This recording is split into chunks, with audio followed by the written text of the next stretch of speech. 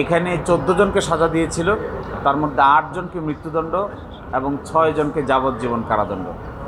আমরা আশা করব অতীতে এই মামলা শুনানির সময় আমরা যেটা দেখেছি, শেষ পর্যন্ত এসে সকলেই একমত হতো যে এই মামলায় কোনো সাক্ষ্য প্রমাণ নেই, সাজা দিতে হবে, তাই সাজা দেওয়া হয়েছে। ফলে আমরা আশা করব যে আগামী ৮ তারিখে মাননীয় হাইকোর্ট বিভাগ রায়ের জন্য নির্ধারণ করেছেন। সকলকেই, আমাদের আসামি যারা আছেন বিশেষ করে, তাদেরকে বেকসুর খালাস দেবেন, এটি আমাদের প্রত্যাশা থাকবে। এই ৩ জন আসামির স্বীকারোক্তিমূলক জবানবন্দির ভিত্তিতেই মূলত এখানে ফাঁসি দেওয়া হয়েছে ৮ জনকে, আর ৬ জনকে যাবজ্জীবন সাজা দেওয়া হয়েছে। এই ৩ জন আসামির স্বীকারোক্তিমূলক জবানবন্দির একটার সাথে আরেকটার কোনো মিল নেই। একজনে যে কথা বলছেন, আরেকজনে তার বিপরীত কথা বলছেন, আরেকজনে ভিন্ন স্টোরি বলছেন। ফলে এটা আমাদের বিবেচনায়, আইন অঙ্গনের অভিজ্ঞতার বিবেচনায়, এই মামলায় কাউকে সাজা দেওয়ার কোনো সুযোগ আছে বলে আমরা মনে করি না। এখানে সার্কামস্টেন্সিয়াল এভিডেন্স, অর্থাৎ পারিপার্শ্বিক কিছু এভিডেন্স নিয়ে আসার চেষ্টা করা হয়েছিল। তার মধ্যে ছিল একটা গাড়ি, আর তার মধ্যে ছিল মোবাইল কল, পুলিশ অফিসার এবং একজন পুলিশ। ওই পুলিশকেও তদন্তকারী কর্মকর্তা খুঁজে পায় নাই, গাড়িও খুঁজে পায় নাই, এবং মোবাইলও খুঁজে পায় নাই। ফলে কাকে কিভাবে কি উদ্দেশ্যে সাজা দিয়েছে নিম্ন আদালত, এইটা তিনিই ভালো জানেন, আর আল্লাহই ভালো জানেন। যে কোনো একটা ঘটনা ঘটেছে, মানুষ ক্ষতিগ্রস্ত হয়েছে, সারা দুনিয়াতে এটা রিপোর্টেড হয়েছে, দেশে বিদেশে এটা চিত্রিত হয়েছে। পয়লা বৈশাখের সকালবেলায় ঘটনা ঘটেছে, এইটার জন্য আমরা অবশ্যই বেদনা বিদুর, এবং আমরা সিম্পেথাইজড। যারা ভিকটিম হয়েছেন অবশ্যই তাদের বিচার পাওয়ার অধিকার আছে, যারা ভিকটিম হয়েছেন অবশ্যই তাদের ন্যায় বিচার পাওয়ার অধিকার আছে। কিন্তু আমাদের দেশের বিচার ব্যবস্থার ইনভেস্টিগেশনের দুর্বলতার কারণে এই ভিকটিমরা তার বিচার পাবে না। অ্যাট দ্য সেম টাইম, একটা ঘটনা ঘটেছে তাই বলে যাকে ইচ্ছা তাকেই তো আর ফাঁসি দিয়ে যাওয়া যাবে না। ঘটনা ঘটেছে সত্যি, মৃত্যুবরণ করেছে সত্যি, তাদেরও দুঃখ আছে, কিন্তু যাদেরকে ফাঁসির সেলে রাখা হয়েছে তাদেরও তো দুঃখ আছে। ফলে এই যে যখন বিচার সঠিক প্রক্রিয়ায় হয় না, কিংবা তদন্ত সঠিক প্রক্রিয়ায় হয় না, কিংবা রাজনৈতিকভাবে বাধাগ্রস্ত করা হয়, ইচ্ছা মতো যেদিকে ইচ্ছে এদিকে টেনে নেওয়া হয়, তখন বিচারের এই দশাই হয়। না ভিকটিম বিচার পায়, না যিনি থাকেন মৃত্যুর সেলে তিনি বিচার পান।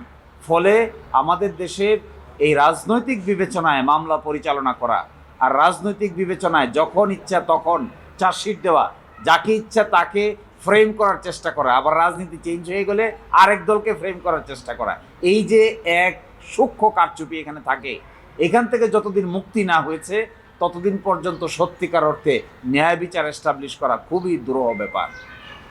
২১শে আগস্টের মামলা দেখেছেন আপনারা, সেম দেখেছেন আপনারা 10 ট্রাকের কেস, একই দেখছেন এখন রমনার কেস। এখানে সরকার পরিবর্তন হয়, চার্জশিটও পরিবর্তন হয়। যখন সরকার একটা থাকে তখন চার্জশিট এক ধরনের হয়, সরকার পরিবর্তন হয়ে গেল আসামি অন্য লোক হয়ে যায়। এই যে এক হাস্যকর ইনভেস্টিগেশন, রমনা বটমূলের ক্ষেত্রেও একই ধরনের হাস্যকর ইনভেস্টিগেশন হয়েছে।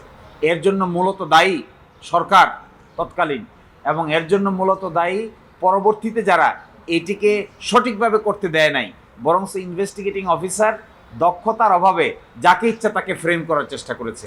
ফলে আমরা খুবই দুঃখিত যারা ভিকটিম হয়েছে তাদের জন্য, আবার তাদের জন্যও আমাদের দুঃখবোধ যারা নাকি ফাঁসির সেলে বন্দী আছে। আশা করি 8ই মে সকলেই ন্যায় বিচার না পেলেও অন্তত ফাঁসির কাস্টে যারা ঝুলে আছেন তারা অন্তত মুক্তি পাবে। তো করে কী বা ফায়দা হবে? Challenging job. আপনি দেখবেন 21শে আগস্টে কিন্তু পুনঃতদন্তের কথা বা ফার্দার ইনভেস্টিগেশনের কথা আমাদের হাইকোর্ট ডিভিশন বলেছে, কিন্তু 21শে আগস্টের পুনঃতদন্ত করে এখন কি আর নতুন কোনো এভিডেন্স পাওয়া সম্ভব? Difficult job. রমনা বটমূলের ঘটনার এই 24 বছর পরে এখন কি নতুন করে এভিডেন্স কালেকশন করা সম্ভব? খুবই ডিফিকাল্ট ব্যাপার। সাগরণী মামলারই তো এভিডেন্স সংগ্রহ করা যাচ্ছে না দীর্ঘদিন পরে এসে। ফলে আমাদের মনে হয় একমাত্র এই জায়গা থেকে তো কিছু বাইরে হওয়া যায় যে রাজনৈতিক বিবেচনায় বিচার হবে, তদন্ত হবে। এইখান থেকে মুক্তি না পেলে কারো পক্ষেই ন্যায় বিচার শেষ পর্যন্ত পাওয়া সম্ভব হবে। আদালতে কোর্টের পক্ষ থেকে মনোবাসনা প্রকাশ করা হলো যে এই মামলাতে কিছু নাই, কাকে সাজা দিব, কিভাবে সাজা দিব। তখন রাষ্ট্রপক্ষ থেকে বলা হলো যে এটা আমরা এখন আউট অফ লিস্ট করে ফেলি, মাননীয় প্রধান বিচারপতির দপ্তরে পাঠাই।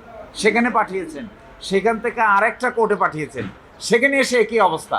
আবার প্রধান বিচারপতি দপ্তরে গেছে, সেখান থেকে আরেকটা কোর্টে গেছে, সেখানে এসে একই অবস্থা, সেখান থেকে আবার প্রধান বিচারপতি দপ্তরে গেছে। এটা হলো চতুর্থ বেঞ্চ যেখানে এই মামলা শুনানি শেষে রায়ের দিন নির্ধারণ করা হয়েছে।